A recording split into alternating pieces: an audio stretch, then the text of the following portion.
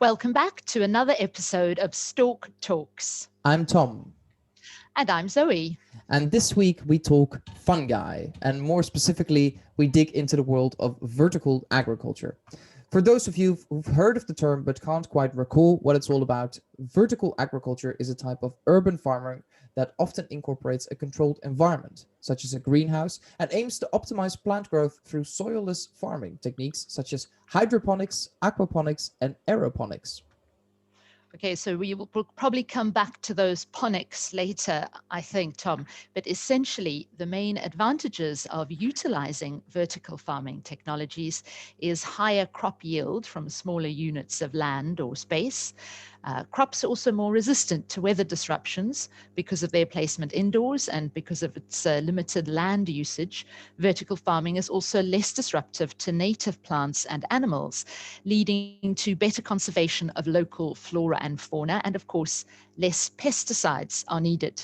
So I think of the wild bees we spoke about with Evelyn of Haagse Zwam, Tom, the other week. Yeah, indeed, Zoe. It sounds like a win-win, but vertical farming technologies have large startup costs and also require a large amounts of energy due to their need for additional lighting. But if there's one thing that loves the dark, it's fungi. And this morning we are delighted to welcome Annelies Goedbloed of the Haagse Zwam, or the Hague fungus, on Stork Talks. Great to have you on the show with us, Annelies. Thank you so much, Zoe. So, Annelies, perhaps we can just start with the basics. Why mushrooms? Why coffee? And also a small personal question for me at the end. What is a mushroom ball? Yeah, why coffee? Why fungi? This is from years ago. My inspiration lies with Gunter Pauli, and he's from the blue economy, among other things. But the main part is look at the pain points of a city, of a local community. And we drink in the Netherlands a lot of coffee. Actually, we drink I believe the so. most. Yes. Yeah, we do. And we are per capita the most drinking coffee of the whole world, the land. Wow. So the country, sorry. And you only drink 0.02% of the coffee. Actually, you leave 99.8% behind, which is the spent coffee ground. That's a lot. That's a lot. So if you have 1 million kilo of coffee ground, imagine what is the amount? Can you imagine 1 million kilo coffee ground? It's a football stadium full. So we have at least 6 million kilo coffee ground a year in The Hague, at least. I think actually it will be 8 like that. So this is the start. And our waste is mostly burned, which is bad for the environment. So this is the start. And we can give it a second chance. We can actually give it a third chance, but that's next. The second chance is to use this as a ground for a specific fungi, but not every fungi loves this coffee ground. But the gray oyster mushroom is loving the coffee ground. So this is an opportunity. It's lucky, yes. Using this. So this is lucky. And the third chance is using our microstrate, which is the leftover of our growing mushrooms, is also an opportunity to use as a start of compost. Good compost, very good. So then we have the circularity. And this is the main part. This was the main part of my company 5 years ago. So you had another question. Yes, I mean that's fascinating and great to know, how it all started. And then when we were looking on your website, we saw that, well, you've obviously expanded since you began, and we noticed some quite attractive looking food that was on display there. And I think this is where we came across I came across the translated mushroom balls, and I was just intrigued by that, because in English it sounds a bit strange. Yeah, well, also in Dutch, I can tell you. It sounds strange. We have discovered in the meantime that we can make these mushroom balls, which are all vegan or vegetarian, whatever you like, we can make it. And we have over 300 million normal bitter balls, which is a Dutch snack. Speciality.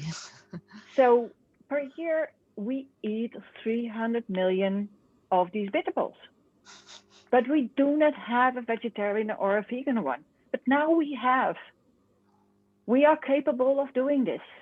So, and we are making more good food, because a bitter ball is not really good food if you think of the amount of oil and energy involved and in it.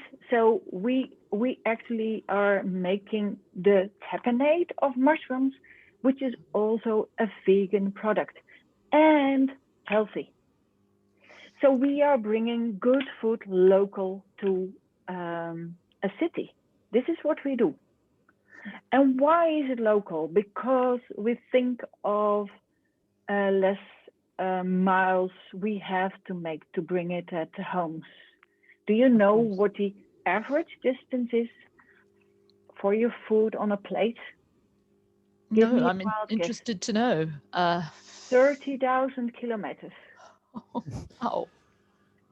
Normally, average. So we want to change the system. So this is about changing systems. Absolutely. This is a story. No, go ahead. Sorry, Annelies. No. We can never sit back and think, okay, this is it. No, because we want to improve and not stopping doing that. Because now we think sometimes, it's good enough. But no, you can do better. Every time we can do better. And this is learning from fungi, because the fungi in nature are normally the eaters in nature. They are making big things small. If you are dead, you can be eaten by specific fungi within a year, and nothing is left over of you. Okay, so they help to break things down, basically, in the natural world. They help to break things down. Right, that's it. And I think I want to touch upon something you said of making the world a better place, and the distance of food and how far food has traveled. And this initiative, basically, what it tries to do is it speaks to the topic of today, which is urban agriculture, and in this case, also vertical agriculture. So we want to specifically talk about vertical agriculture because it fits in cities. But what are some of the major advantages that you see with vertical agriculture, the one you practice at Haagse Zwam, and perhaps what are some of the challenges of this approach as well? Yeah, well, I think there has to be a lot of challenges taken, because it's about how good is your product and what do you want to eat. We don't want to eat pesticides, though. I don't think so. So if we do this in-house, you can eliminate the pesticides, for one thing. But we also use the ground for growing. And you need good ground for growing.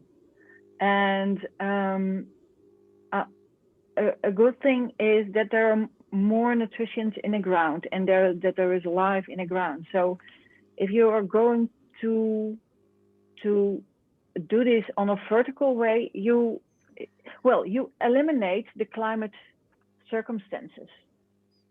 So you for sure can have food available, but the thing of good food is also laid in the ground, which is now coming up. So I'm doing two things. I have the ground for the fungi by the coffee ground, which is a good ground. So from there on, I'm making the compost, which I'm using for the microgreens. And microgreens are small, just a small plants. It's not a small carrot or a small plant egg or something. It's only the seed growing like this tall, and they're using the most of the elements from the seed. So if a plant is growing and taking out of their elements of the ground, it's growing and you have it in the plant. Now we only use the seed and doing this big. So a lot of nutritions are in a small, really small plant. Right. Are these the micro vegetables that you mentioned? The microgreens, yeah, the micro vegetables, yeah. Oh, okay. It's another small tomato. It is only the plant of the. So not the fruit. Not tomato. Not fruit. No. So you've got rid of all the pretty bits. Sorry. Yeah. You got rid of all the pretty bits. I think you saw the small pictures, these pictures of the small vegetables on my site. Yeah, radish. We have sunflower, which is almost, I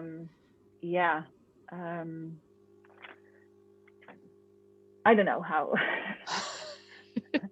You can skip it out.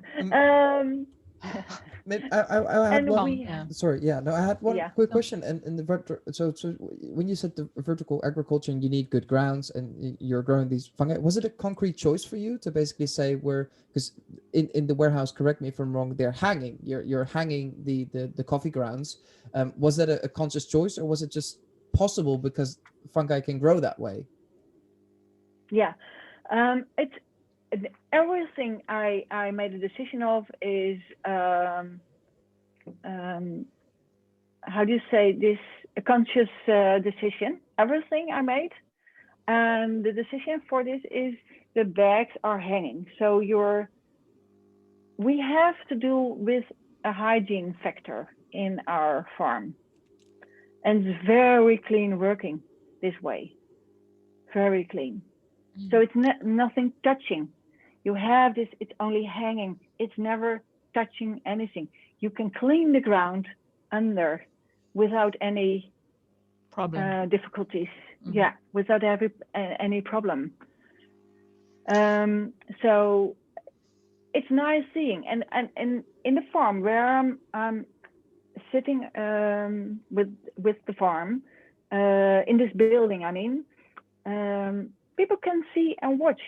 So it's nice, they see what's actually going on, and you have a clean area. It's very transparent. Come and visit me. Yeah, absolutely. I'd be very happy to. But just, I mean, this all sounds amazing, Annelies, but I think Tom just mentioned it previously. What are the disadvantages, or what are the challenges? Because I'm sure there must be some.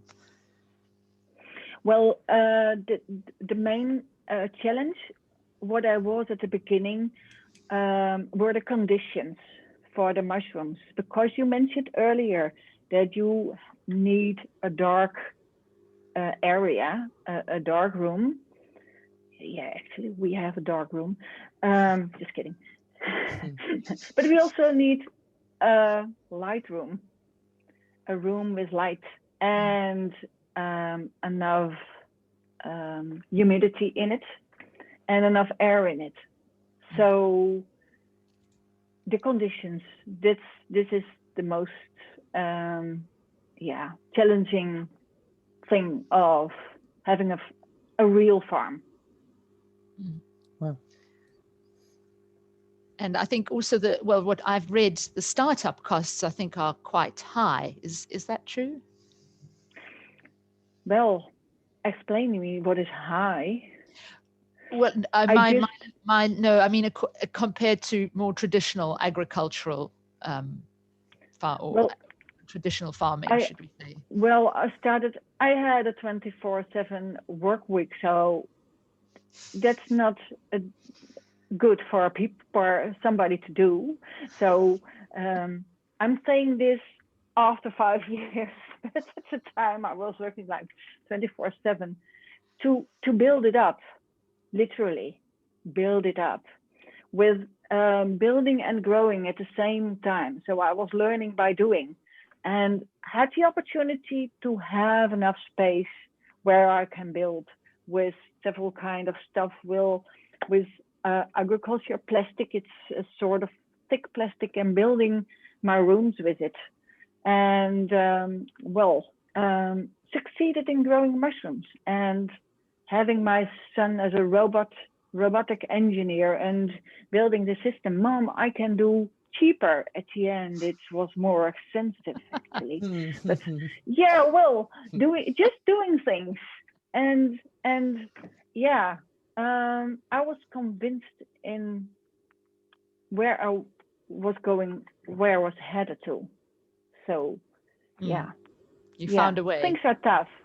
Well, things are tough. Well, one of the things I want like to mention is that I was on my own. That was a struggle. That was a real struggle, because you have nobody where you can say, oh, I have a problem, listen to me. Can I let go my tears at your shoulder, etc. So I had to do it on my own. Yeah, and that is difficult. My husband was getting crazy of me because I was on the phone. Yeah, morning or and he was saying, yeah, well, good luck. I'm on my work, so good luck, and I'll see you tonight. I can cook for you. That's the only thing I can do for you. And so I had to do it on my own.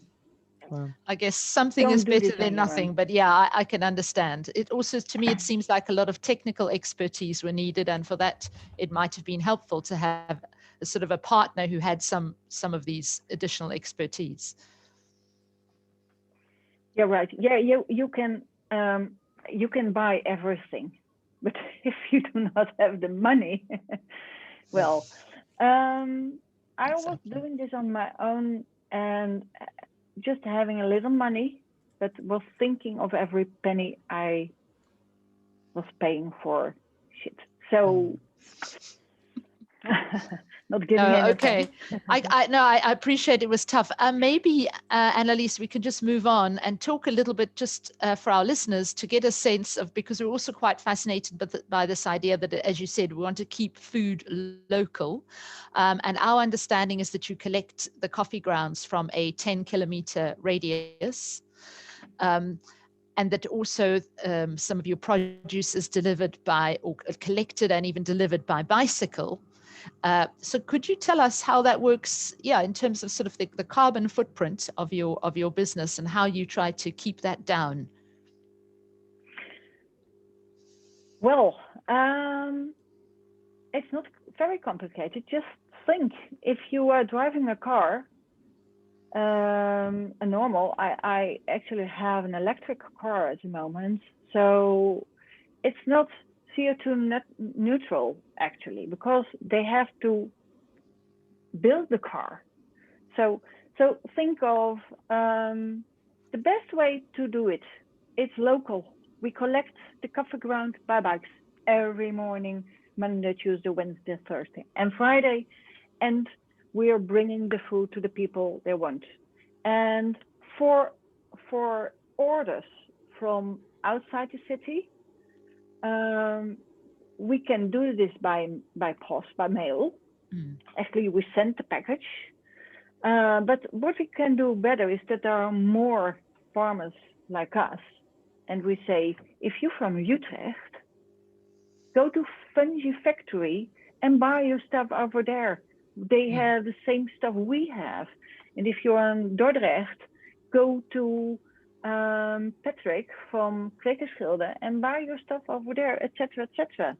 So in Arnhem, Nijmegen, Tilburg, there are all kind of people like me. And there are coming more. So Well, I think that Your brings you on footprint. to a question, Tom, doesn't it? Yeah, I was thinking the same.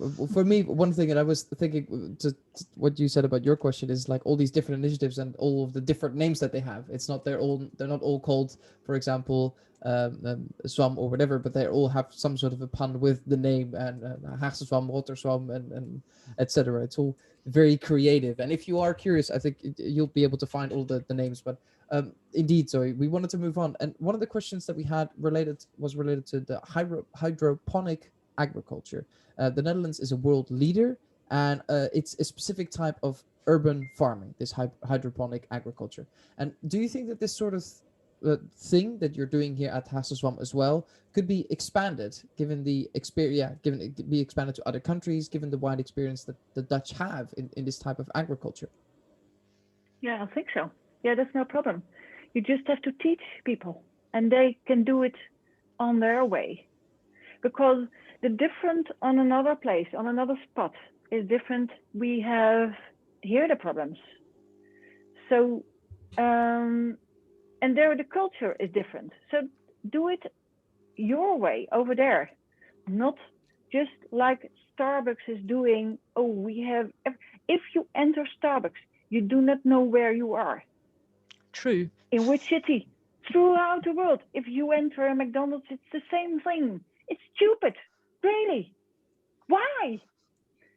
The funny thing is, if you recognize a culture and you recognize a city or a place with people, fill it in your own way. You can feel what is necessary in your city, in your community. Why all standard? No. Ouch. Sorry, I was almost using a bad word. I guess you're not into then what's it, global branding? I'm not into global branding. No, that's obvious, I think. Yeah. Sorry, Go ahead, Tom. I was curious. So, what concretely would be the things that you'd like to, what that people would need to take with them to be able to do something like this in other countries, and to make sure that the culture is integrated into that as well? Well, look what is doing pain in your community. What is the biggest pain in your community? I have Japanese people, and the thing is that in Japan all the people are going to the city, and they do not have any people on the land besides the city. So they're thinking, oh, we do not have any farmers left over in our country. Do I have to explain more? You can think of doing city farming or vertical farming in a city, in an old building. You can use and change it and make it a sort of hype by doing this with young people. And then you are combining stuff, because the young people do not want to do the farming anymore. And they want to be a part of the city. So, yeah. Yeah, I mean, I think it's a problem. I think it's a problem worldwide, is that there's large numbers of people moving from rural areas into urban areas. And as you say, the rural areas are facing depopulation, and then the urban areas are really overpopulated. So this, vertical agriculture is potentially an answer there. But you mentioned also these, what you call pain points, Annelies. And when just before we started our interview, you also mentioned some of the pain points that are specific to The Hague and that you're wanting to really tackle. Could you tell us a bit more about that? You mentioned the Binkhorst and some of the ground there that could potentially be cleaned or in some way treated through what you're doing. Just flesh that out for us a bit more. Yeah, well, if you have a polluted ground by, for instance, heavy metals and some other stuff,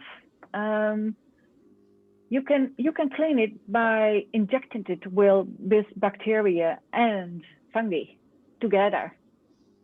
And every step is taken in a different way, but then you can clean it. So leave it over there and you can clean it. and then you enter some good stuff like wood stuff, and give flowers a chance to grow. But this is the exchange that will happen through the soil and the plants on above, through the woods. So the plants has to be collected, and they are a sort of polluted then. So don't do much with them. But step by step, you can clean the ground in that way. Fascinating. And this is something you're obviously you're working towards as well. Yeah, this is, I really want to do this job. It's just a pilot on the Binkhorst. It's a small area near the rowing club, because I'm a member of the rowing club. And well, here are my interests and focusing. I think we can really do better, because if you, in a classic way, clean the ground, you take it off, put it away, and put some clean area on top of it. But you still have this polluted ground somewhere, someplace. And what are you going to do with it? Make somebody unhappy or what? You still have to clean it, and all this stuff. So why moving it if you can do the job? Absolutely. Yeah. You have you're still laughing, Tom. I'm admiring your enthusiasm and the message that you're sharing with just, we can do better, and there's so much more. There's so many pain points that we need to tackle. And I think in one way you're making it sound, you're sort of, sometimes you need someone to say, just take the first step, and it may be a very complicated problem, but just take the first step and then think about how complicated and all the other issues and everything that might come after, but just start doing it. And that's for me, that hands-on approach, that's what puts a smile on my face. Yeah, that's it. And thank you for broadening this. So and we basically, need it too. Yeah, because I think there's one other thing, because in this case, you really are having a hands-on approach. And this is not just in the farming itself, but also in the people that help you farm these fungi on coffee grounds. Your business has a very high social aspect to it as well. 66% of the employees who work at Haagse Zwam find themselves with distance to the labor market, but who are given another chance. And me and Zoe were wondering if you could tell us a little bit more about how this works exactly. Well, there are, I think, at the moment, 23,000 people who can have a job, doesn't have a job. They're just sitting. And there is a chance. Sorry, is that in The Hague or in the Netherlands? The Hague. Just The Hague. Sorry, yeah, just The Hague. Okay. So just The Hague, 23,000 who needs to get used to have a job, to get used to get out of your bed at 7 o'clock, go to the company at 8:30 or so. Yeah, well, that's it. It's we can't imagine that it is a big problem to do so, and they're not in shape. So actually, they can get in shape at our place because we have a job where you can do things. You don't need education at my place, so that's very nice to have. At the same time, we have people who are very intelligent and have a more psychological issue. That's bad. They can't do well. What is most important? We have 3 things for us which are important for everybody in our company. This is trust, honesty, and respect. Everybody needs it. So if you can give it, you also can have it back. So this is what we do. We ask for companies or the government, the local government, to work together. They have, they know the people who need a job. So we do the talk over and over. So my question always is, what do you want to do? If you want to get out of your bed, if you want to get out of your house, if you want to have a job, you are more than welcome. And then we see what's happening, because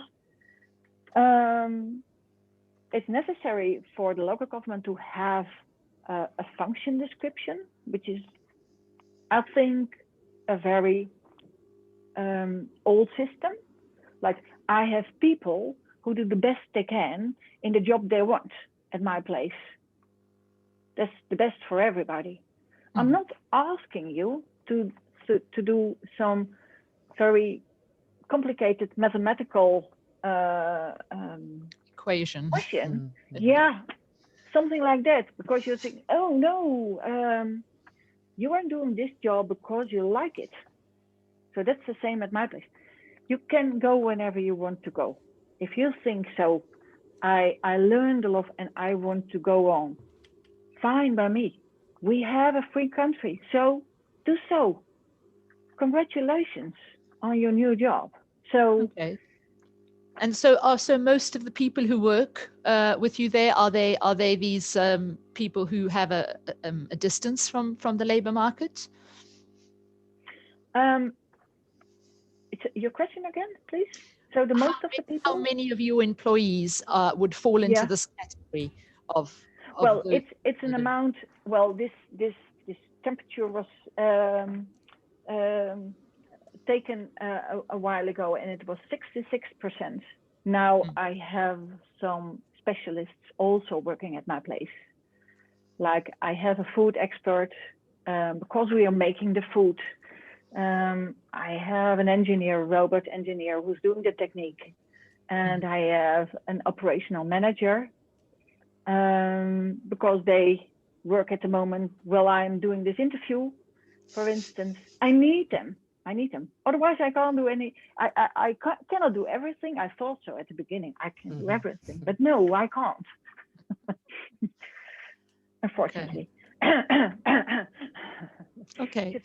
No, that's fascinating, Annelies. So perhaps we can just finish off with a question, obviously, sort of on behalf of our listeners, people who've listened to you, have felt inspired by your obvious passion for this apparently ever-growing project. If someone feels they'd like to, well, obviously perhaps visit or learn more about what you do, or perhaps even try their own growing of mushrooms using their own coffee grounds, what can you suggest for them? What advice do you have? So then I have to tell you how it started for me. I just had a growing kit from Rotterdam. And I was working with the guys, and I wasn't completely understanding what's these mushrooms. What are the mushrooms? It's a sort of nasty picture. I did not recognize these gray oyster mushrooms, and I was saying, it's like a tongue, or what is it? So I starting growing, and it was a huge success, because they grow at the top and at the side together. It never succeeded with me from both bros. So I think they were telling me, you have to do this. So this is actually how it started with me. And I was thinking, wow, that's easy, because my focus was on IT material and get it in returning in the society, but it collapsed. So it was too complicated. And as growing, these mushrooms were so simple, because it's nature. They grow by themselves. You do not have to do anything about them, almost. So the only thing I gave them was my love, and they grow. And I was, wow. And then you start looking what you grow, and it looks marvelous. So this is how it started. And then I was thinking, oh my God, I can start this, and I can do this on my own. So this is how it started. So that was 5 years ago. In February, I started with the small training of Rotterdam. And a month later, I had 2 students from the Hague University of applied science, and we have collected coffee grounds, but I didn't have a company, I didn't have a place, so we started in our house to grow the mushrooms. Mm. So my husband opened another room, and he was, shit, here are also the mushrooms growing. I hate the mushrooms. So Mushrooms were taking over. Yeah. So yeah. So I guess It's from nice this we can understand, Annelies, that it's quite easy to do, perhaps for people who want to try maybe at home. This is something they can try at home. Yeah, you can try this at home. Okay. Yeah, if a small bucket is small for you, you can use a bigger bucket, and I can tell people I help people to grow some bigger, also with straw. Okay. The mushrooms can also eat a straw. Okay. So I think, and you can combine it with coffee grounds. So there are so many ways to do so. I was going to say that's exactly what I was going to close off with as well, is to say that both to thank you, Annelies, for all of your stories and for your enthusiasm, and simultaneously also that if people want to know more about Haagse Zwam, about how to grow coffee grounds yourself, perhaps try out the Haagse mushroom balls, as so we called them in the beginning, is you can find all of that on the website at www.haagsezwam.nl. Thank you so much. Yes, thank you for joining us, Annelies. Yes. Yeah, you're welcome. But for our listeners, please stay tuned for another episode at the same time next week. And as always, you can follow us on Instagram, Facebook, and find our podcast on Anchor. And also, please know that we are now also on YouTube. So if you would rather watch the podcast rather than just listen, you know that you can look out for us on YouTube as well. Yeah, hopefully we'll see you back in the next episode. And we do recommend, please do check out the YouTube, because it's fantastic to see the enthusiastic hand gestures that Annelies made during this interview, and it would be a shame to miss out on those. Stay tuned, and thank you for listening.